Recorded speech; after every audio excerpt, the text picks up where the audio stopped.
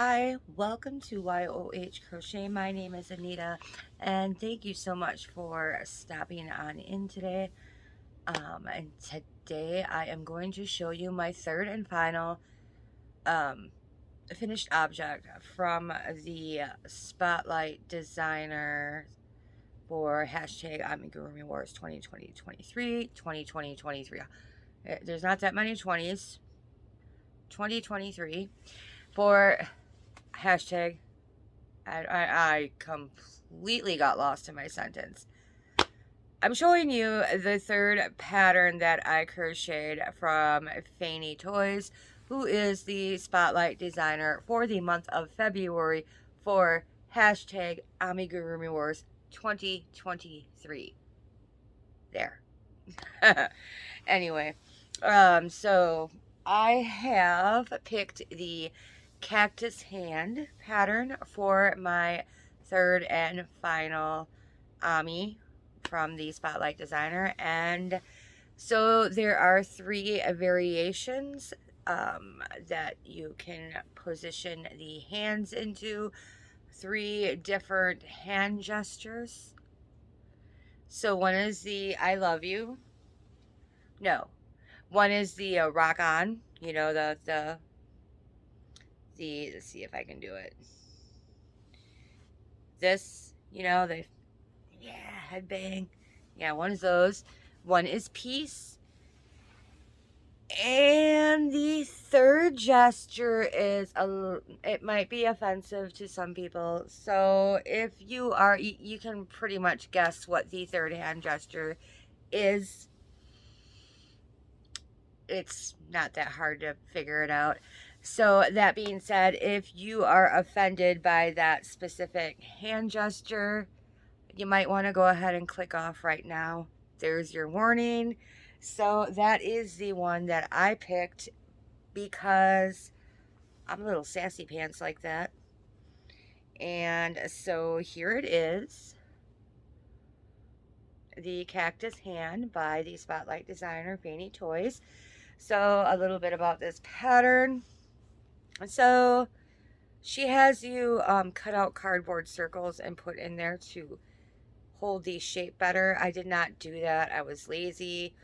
Um, so when I finished, this dirt in the pot was kind of sticking up really far and I didn't like it.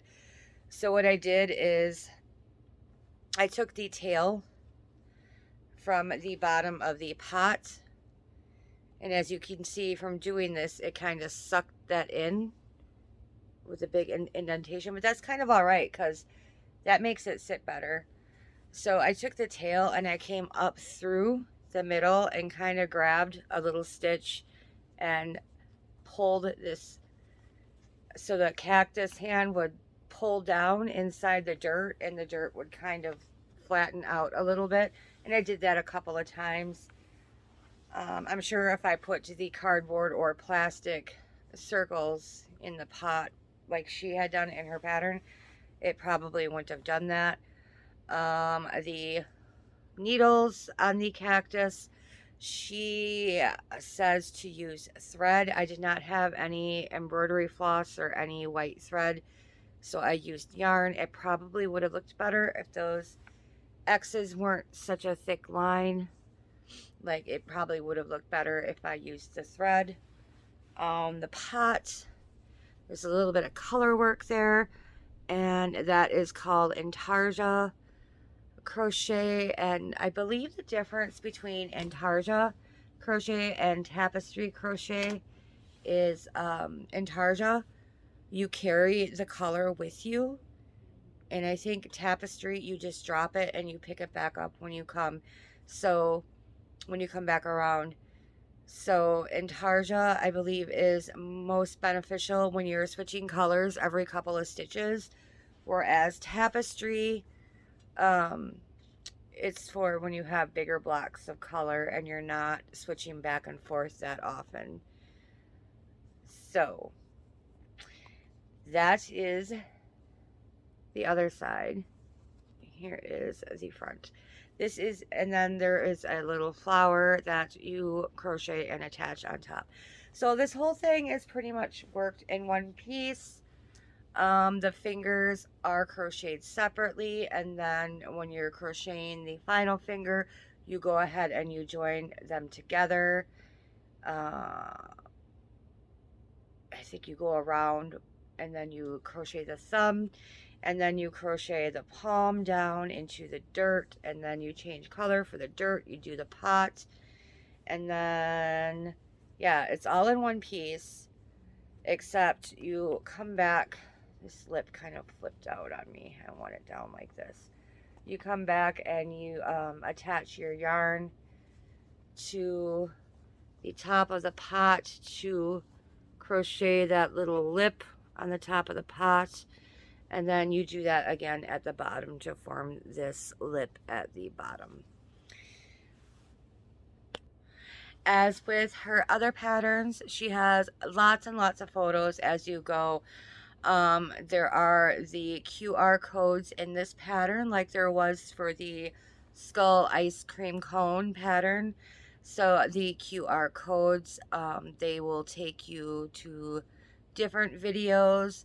One video is explaining how to join the fingers together. Another video is how to join the thumb to the palm. So you do that after you join the fingers. And a third QR code will take you to a video on how to change the yarn color with the intarsia technique. And a fourth video will take you, a fourth QR code will take you to a video explaining how to change the yarn color to get a smoother line, so without the jogs. I did not click on any of these QR codes. Well, I didn't put my camera on my phone over any of those QR codes because I was working off of the pattern on my phone, so I couldn't really very well, use my camera on my phone to go to something. No, you know what I'm saying. And then when you come to the color work section, she also includes a graph of how many stitches each color is in those few rows of intarsia. She also had you do little X's like here, here, here, here. I just could not get my X's to